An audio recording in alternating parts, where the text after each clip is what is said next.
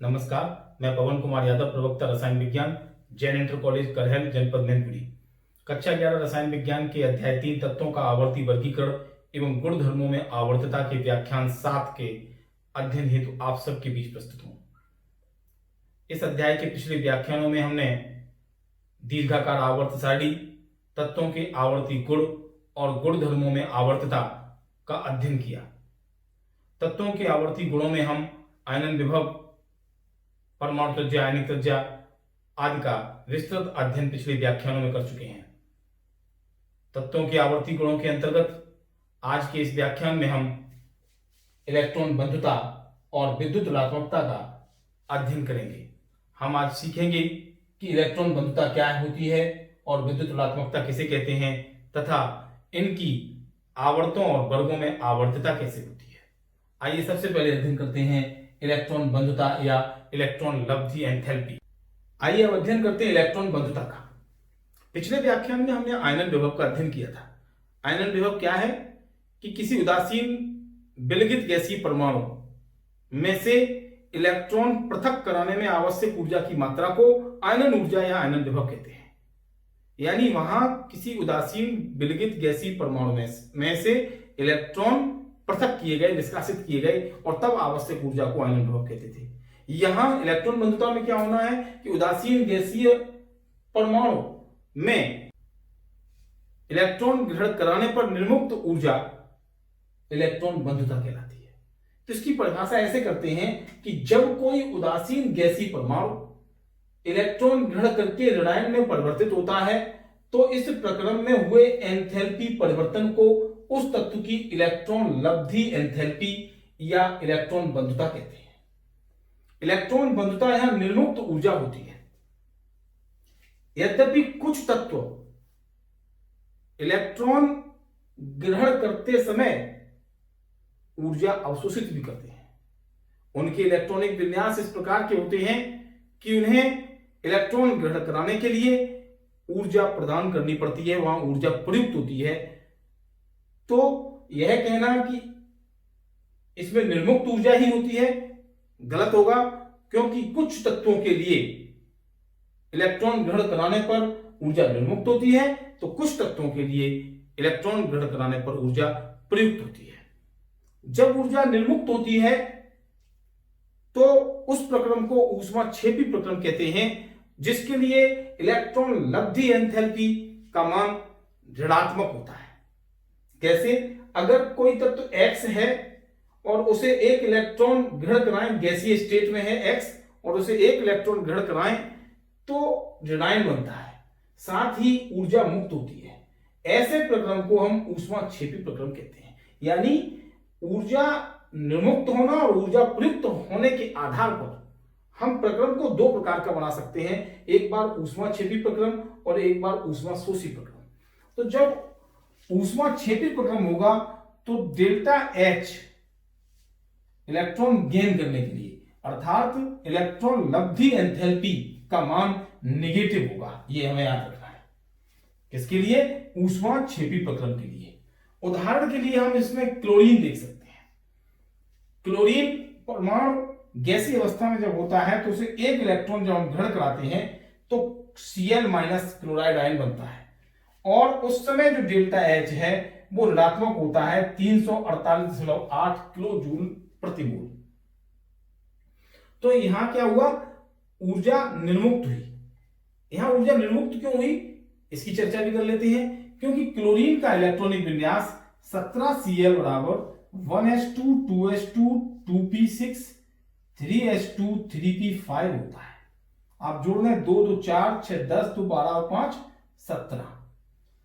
यहां एक इलेक्ट्रॉन की कमी है अक्रिय गैस के अनुसार। यदि एक इलेक्ट्रॉन p में और आ जाए तो p6 हो जाएगा, तो इसका विन्यास आर्गन 18 जैसा हो जाएगा, जो कि स्थायी विन्यास होता है। तो यदि इसको एक इलेक्ट्रॉन ये वाला जब ग्रहण करेगा तो इसका विन्यास हो जाएगा 3s2 3p6। कैसा हो जाएगा? ये कन्वर्ट हो जाएगा कैसा? 3s2 3p6। इस समय ये स्थायी विन्यास प्राप्त करेगा।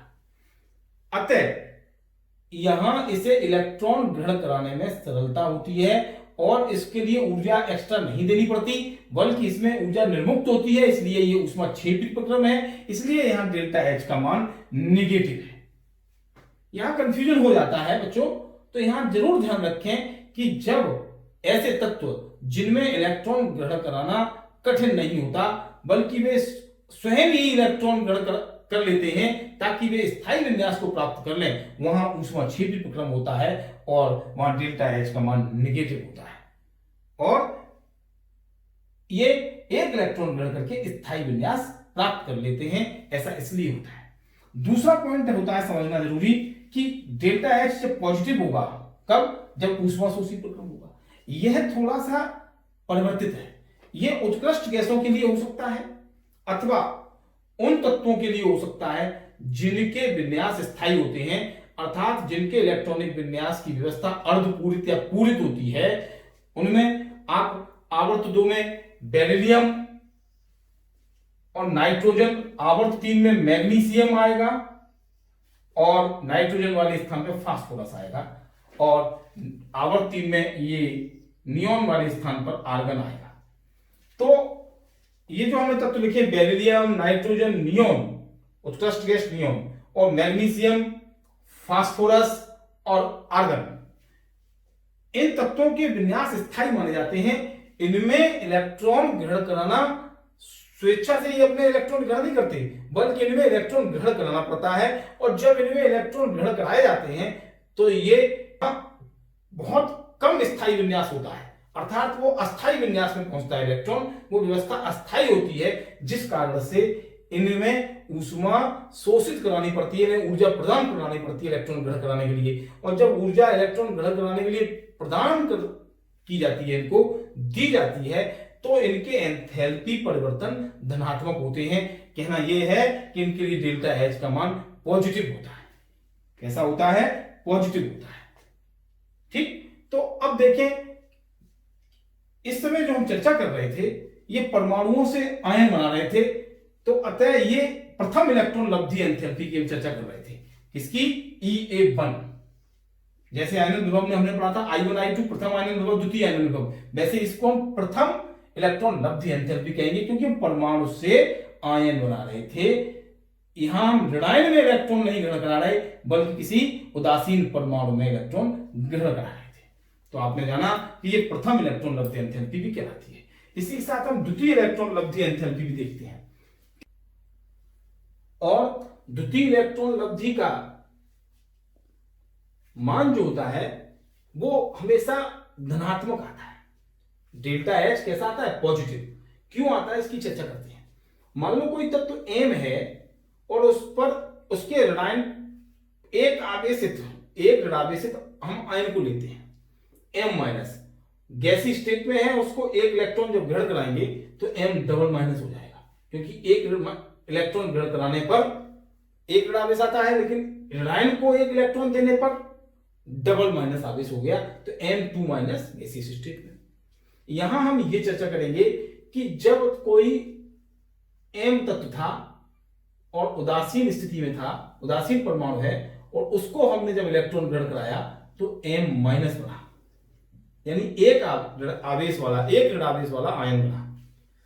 अब यहां पर जो परमाणु था उस परमाणु में प्रभावी नाभिकीय आवेश अधिक था। क्यों? क्योंकि यहां प्रोटॉन और इलेक्ट्रॉन बराबर थे। यहां क्या हुआ? प्रोटॉन इलेक्ट्रॉन की तुलना में कम हो गए, क्योंकि एक इलेक्ट्रॉन उन्होंने एक्स्ट्रा ग्रहण कर लिया। एक इलेक्ट्रॉन जब इसने एक्स्ट्रा ग्रहण कर लिया तो यहां पर प्रभावी नाभिकीय आवेश और कम हो गया। कैसा हो गया? और कम हो गया, क्योंकि इलेक्ट्रॉन घनत्व बढ़ गया। और इलेक्ट्रॉन जब घनत्व बढ़ गया इस पर, तो इलेक्ट्रॉन प्रतिकर्षण होगा। बाहर से जब इलेक्ट्रॉन ग्रहण कराएंगे तो मान लो इस M माइनस में और इलेक्ट्रॉन ग्रहण कराएं, इस M माइनस में और इलेक्ट्रॉन अगर हम ग्रहण कराएं, जैसे हम यहां करा रहे हैं M माइनस में एक इलेक्ट्रॉन ग्रहण, यानी इसी M माइनस में हम पुनः जब इलेक्ट्रॉन ग्रहण कराएंगे तो यहां पर इलेक्ट्रॉन का जो घनत्व है वो बढ़ा हुआ है, क्योंकि एक इलेक्ट्रॉन ये पहले से ही ग्रहण किया हुआ है। तो इस इलेक्ट्रॉन के लिए यहां पर प्रतिकर्षण हो जाता है। क्या हो जाता है? प्रतिकर्षण हो जाता है। और प्रभावी नाभिकीय आवेश भी कम हो जाता है। अतः M2- को बनाने के लिए अर्थात M- को एक और इलेक्ट्रॉन ग्रहण कराने के लिए ऊर्जा देनी पड़ती है या ऊर्जा निर्मुक्त नहीं होती, अतः यह ऊष्मा शोषी प्रक्रम होता है। इलेक्ट्रॉन लब्धि एंथैल्पी का मान धनात्मक हो जाता है, तो इस प्रकार हम द्वितीय इलेक्ट्रॉन लब्धि को जान पाए। जब हम ऋणायन में इलेक्ट्रॉन ग्रहण कराते हैं तो यहां जो डेल्टा H है इसको हम डेल्टा H2 लिखेंगे। क्यों? ये द्वितीय इलेक्ट्रॉन लब्धि एंथैल्पी है। अब देखते हैं इलेक्ट्रॉन लब्धि एंथैल्पी की आवर्त में आवर्तता, यानी इलेक्ट्रॉन बंधुता की आवर्त में आवर्तता। किसी आवर्त में बाएं से दाएं जाने पर परमाणु क्रमांक बढ़ता है और परमाणु क्रमांक बढ़ने के साथ इलेक्ट्रॉन लब्धि एंथैल्पी का मान अधिक ऋणात्मक होता जाता है। कैसा होता जाता है? अधिक ऋणात्मक होता जाता है। इसमें भी कुछ अपवाद हैं। अधिक ऋणात्मक क्यों होता जाता है, पहले इसकी चर्चा कर लेते हैं। क्योंकि जैसे जैसे बाएं से दाएं जाने पर परमाणु क्रमांक बढ़ते हैं तो प्रभावी नाभिकीय आवेश भी बढ़ता है और इलेक्ट्रॉन लब्ध एंथैल्पी प्रभावी नाभिकीय आवेश के समानुपाती होती है और परमाणु आकार के व्युत्क्रमानुपाती होती है। यहां बाएं से दाएं जाने पर परमाणु आकार घटता है क्योंकि प्रभावी नाभिकीय आवेश के बढ़ने से कक्षाएं श्रिंक कर जाती हैं। हमने परमाणु त्रिज्या की व्याख्यान में पढ़ा था। तो आप जानते हैं कि परमाणु क्रमांक बढ़ने के साथ प्रभावी नाभिकीय आवेश बढ़ने के साथ परमाणु आकार बढ़ता है, जिससे इलेक्ट्रॉन लब्ध एंथैल्पी का मान अधिक ऋणात्मक होता जाता है। ठीक, अब देखिए इसमें कुछ अपवाद भी हैं, हम उन अपवादों की चर्चा करते हैं। जैसे -60 Li, आप रेड वाले देख लें, बोरॉन का देखिए -26.8 और उससे पहले बेरिलियम का 62.6 जो धनात्मक हो गया। यहां हमने बात की कि अधिक ऋणात्मक होते जाते हैं, किंतु बेरिलियम, नाइट्रोजन और नियोन इन तत्वों के इलेक्ट्रॉन लब्धि एंथैल्पी के मान धनात्मक हैं। क्योंकि हमने अभी चर्चा पिछली की थी, क्योंकि इनमें इलेक्ट्रॉनिक विन्यास स्थायी होते हैं और स्थायी विन्यास में इलेक्ट्रॉन ग्रहण कराने पर उनका विन्यास अस्थायी हो जाता है, जिस कारण से इन्हें ऊर्जा अतिरिक्त देनी पड़ती है, तब जाके इलेक्ट्रॉन हम ग्रहण करा पाते हैं। ऊर्जा इनमें प्रयुक्त होती है, यहां ऊर्जा निर्मुक्त नहीं होती। ऊर्जा प्रयुक्त होने के कारण इनमें ऊष्मा शोषी प्रक्रम होता है, यहां डेल्टा H इसलिए पॉजिटिव आ जाता है। बाद बाकी सभी तत्व आसानी से और स्वेच्छा से इलेक्ट्रॉन को ग्रहण कर लेते हैं, वहां ऊर्जा निर्मुक्त होती है और इनके प्रक्रम ऊष्माक्षेपी होते हैं, जिससे इनके इलेक्ट्रॉन लब्ध एंथैल्पी के मान नेगेटिव होते हैं। इनको देख लेते हैं, नाइट्रोजन को देख लेते हैं। नाइट्रोजन 7n बराबर होता है 1s2 2s2 2p3 विन्यास, तो 2 2 4 3 7। यहां 2p3 का जो कक्षकों का बढ़ाव है, हम लोगों ने आयनन विभव में भी पढ़ा था, तो उसमें हमने देखा कि अर्धपूरित व्यवस्था है।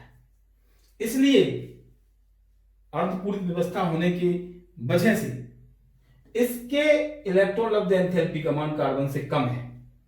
यहां ऋण चिन्ह और धन चिन्ह ऊर्जा निर्मुक्त करना और ऊर्जा प्रयुक्त करना ऊष्माक्षेपी प्रक्रम और ऊष्मा शोषी प्रक्रम को प्रकट करते हैं। माइनस चिन्ह प्रकट करता है ऊष्माक्षेपी और प्लस चिन्ह प्रकट करता है ऊष्मा शोषी।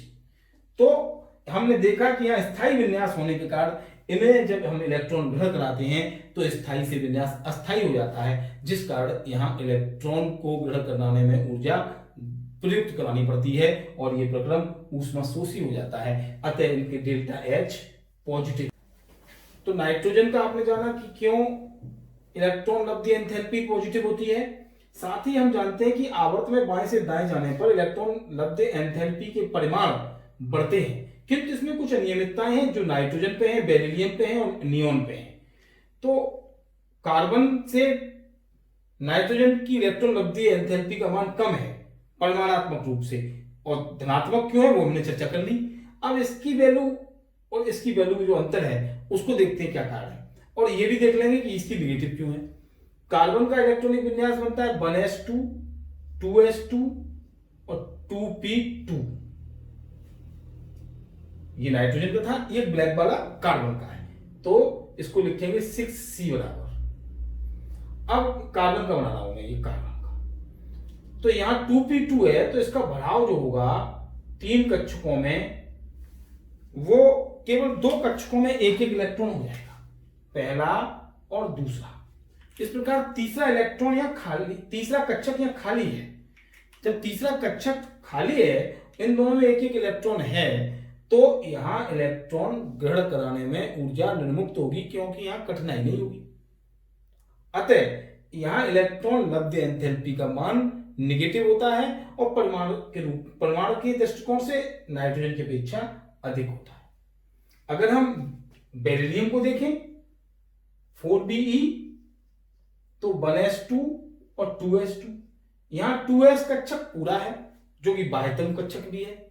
बाह्यतम कक्षक के पूर्ण होने के कारण इसका विन्यास स्थायी है, अतः इसमें इलेक्ट्रॉन ग्रहण कराना कठिन भी है, और जब इसमें इलेक्ट्रॉन ग्रहण कराया जाता है तो इसके बाद जब इसका ऋणायन बनता है, तो वहां कम स्थायित्व वाले कक्षक में इलेक्ट्रॉन जाते हैं, जिस कारण से इनकी इलेक्ट्रॉन लब्ध एंथैल्पी का मान पॉजिटिव है। और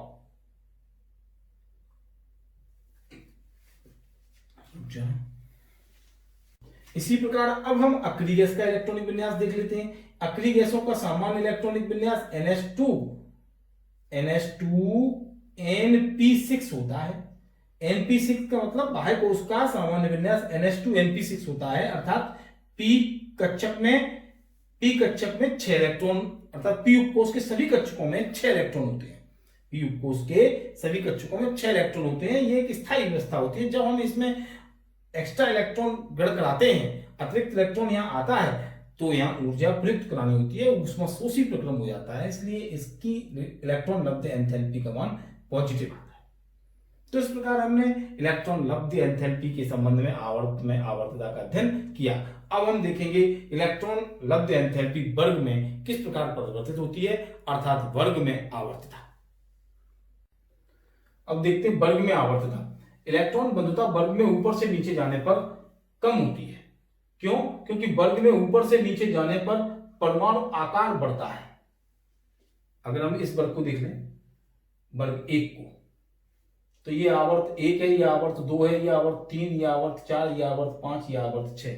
आवर्त से हम ये अंदाजा लगा लेते हैं कि यहाँ पहले 1 कोष है, यहाँ 2 कोष है, यहाँ 3 है, 4 या 5 या 6। तो ऊपर से नीचे जाने पर किसी वर्ग में परमाणु आकार बढ़ते हैं। अतः नाभिक का अतिरिक्त इलेक्ट्रॉन के प्रति आकर्षण घटता है। जब परमाणु आकार बड़ा हो जाता है, तो आने वाला इलेक्ट्रॉन तो बाह्यतम कोष में आएगा। जैसे मान लो तीसरी कक्षा है, दूसरी और तीसरी तुलना तीसरी और चौथी की तुलना करते हैं, तीसरी और चौथी की, तो आप देखें कि ये नाभिक, ये पहली कोष, दूसरी कोष, तीसरी कोष। अब ये दूरी जो है तीसरी कोष तक, और अगर एक कोष और बढ़ा दें इसमें ये, तो ये दूरी बढ़ गई। अब बाह्यतम कोष में जब इलेक्ट्रॉन प्रवेश करेगा तो वो यहां पे आएगा, अगर हम तीसरी कक्षा में आएगा तो, और चौथी कक्षा में आएगा तो यहां पे आएगा। तो जिन परमाणुओं में 4 कोष होते हैं, वहां नाभिक का आकर्षण बाह्यतम कोष में प्रवेश करने वाले अतिरिक्त इलेक्ट्रॉन के प्रति घट जाता है। नाभिक का आकर्षण घट जाता है, जिससे इलेक्ट्रॉन बंधुता का मान कम हो जाता है। तो परंतु इस क्रम में भी कुछ अनियमितताएं हैं। हमने क्या जाना कि इलेक्ट्रॉन बंधुता का मान परमाणु के दृष्टिकोण से, वैल्यू के दृष्टिकोण से वर्ग में ऊपर से नीचे जाने पर घटता है, किंतु इस क्रम में कुछ अनियमितताएं हैं। देखिए कैसे, पहले घटना देख लेते हैं कैसे घट रहा है। देखिए हाइड्रोजन का -73, यहां कोई अपवाद नहीं है इस वर्ग में, तो आप देखिए -60, -53, -48, -47, -46, तो कम ऋणात्मक होता जा रहा है। और अगर परमाणु के दृष्टिकोण से देखें तो घट रहा है। अब देखते हैं वर्ग 16 में, एक एग्जाम्पल ले लिया वर्ग 16 का। वहां हमने देखा कि ऑक्सीजन की इलेक्ट्रॉन लब्धि एंथैल्पी किलो जूल प्रति मोल में -141.1 है, जो वहीं सल्फर की -200.43 है। परमाणु के दृष्टिकोण से हम देख रहे हैं कि 141 से 200 ज्यादा है, अर्थात इलेक्ट्रॉन घनत्व का मान कम कहां हुआ, बढ़ गया। ऐसा क्यों हुआ? यही बात यहां फ्लोरीन में भी है और क्लोरीन में।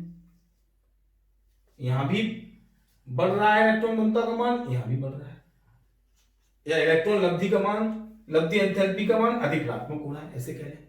क्यों? क्योंकि आवर्त 2 के तत्वों के इलेक्ट्रॉन बंधुताओं का मान आवर्त 3 के तत्वों से कम होता है, अर्थात आवर्त 3 के तत्वों की इलेक्ट्रॉन बंधुता का मान अधिक होता है। ऐसा इसलिए होता है क्योंकि आवर्त 2 के तत्वों का परमाणु आकार बहुत छोटा होता है, जिससे वहां इलेक्ट्रॉन घनत्व बढ़ जाता है। जब यहां इलेक्ट्रॉन घनत्व ज्यादा होता है, आवर्त 2 में केवल 2 कक्षाएं होंगी, एक पहली और ये दूसरी की, तो यहां इन 2 कक्षाओं में ही इलेक्ट्रॉन हैं। इन 2 कक्षाओं में जब इलेक्ट्रॉन हैं तो यहां इलेक्ट्रॉन घनत्व बढ़ जाता है, क्योंकि छोटी कक्षाएं हैं, मतलब छोटा आकार है। इलेक्ट्रॉन घनत्व बढ़ जाने के कारण जब कोई इलेक्ट्रॉन बाहर से आता है तो ये इलेक्ट्रॉन उसे प्रतिकर्षित करते हैं।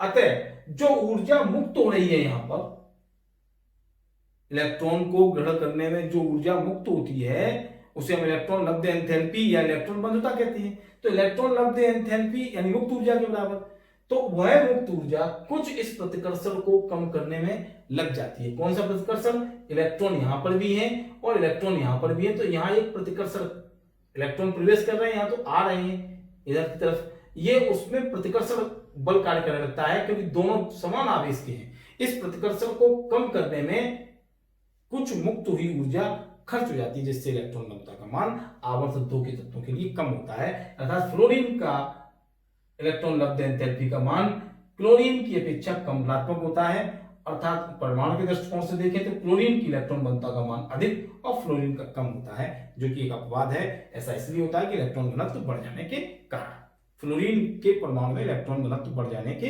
कारण। तो अब हम अध्ययन करेंगे विद्युत ऋणात्मकता का। अब अध्ययन करते हैं विद्युत ऋणात्मकता का। अणु के किसी परमाणु द्वारा सहसंयोजी बंध के इलेक्ट्रॉनों को अपनी ओर आकर्षित करने की प्रवृत्ति या क्षमता को उसकी विद्युत ऋणात्मकता कहते हैं।